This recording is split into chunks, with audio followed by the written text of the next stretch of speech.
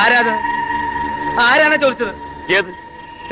ഞാൻ ഒരു വീഡിയോ വെച്ച് തരാം, നിങ്ങൾ ഇവന്റെ വീഡിയോ ഒന്ന് കണ്ടു നോക്കും. ഈ കാഴ്ചകൾ കാണുമ്പോൾ നമ്മൾ ഒട്ടും പ്രതീക്ഷിക്കാത്ത രീതിയിലായിരുന്നു. ഉണ്ണികൃഷ്ണൻ മാഷ് പറഞ്ഞതാണ്, അതായത് പ്രകൃതിയാണ് അത്ര സ്നേഹിച്ച ഒന്നുമില്ല.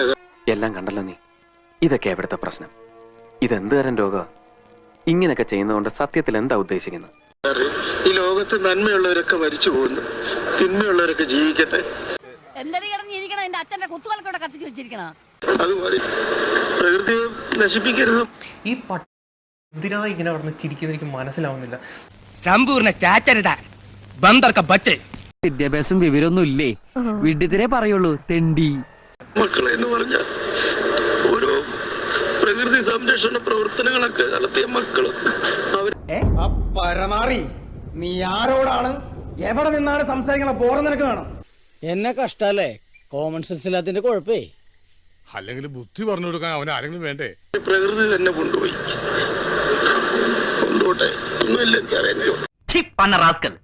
ഇവനെയൊക്കെ MG റോഡിൽ നാട്ടുകാരുടെ മുമ്പിൽ വെച്ച് കുരിച്ചു നിർത്തി കൂമ്പിലിടിച്ച് ബാക്കിൽ മണ്ണെണ്ണ ഒഴിച്ച് വായിൽ തിരികെ കത്തിച്ച് ചാമ്പലാക്കണം എന്നാണ് എന്റെ ആത്മാർത്ഥമായ അഭിപ്രായം. 3 വയസ്സുകാരി സൂഹി സഹ കാണാനില്ല.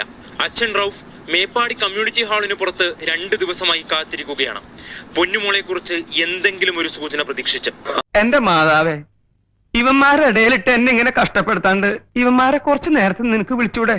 തിരക്കൊന്നുമില്ലായിരുന്നു ഇവിടെ. മോർച്ചറിയിലും പിന്നെ കമ്മ്യൂണിറ്റി ഹാളിലുള്ള വെച്ചു. പുലയാടി മോനെ,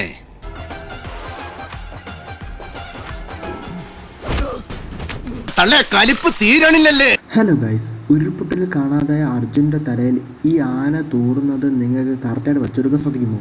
അങ്ങനെ എല്ലാവർക്കും വെച്ചെടുക്കാൻ സാധിക്കില്ല. അങ്ങനെ വെച്ചവർ കമൻറ്റ് ചെയ്യും. എനിക്ക് കൂടുതൽ ഒന്നും പറയാനില്ല ഗൈസ്. എന്താണ് നിങ്ങളുടെ അഭിപ്രായം വെച്ചാൽ താഴെ പച്ചത്തെറിയെങ്കിൽ പച്ചത്തെറി, ഇവരെ 100 തന്നൊക്കെ വിളിച്ചു, ഒരു കുഴപ്പമില്ല. എടാ നായിന്റെ മോനെ, നിങ്ങൾ എവിടെയാ? എടാ പോണേ നായിന്റെ മോനെ.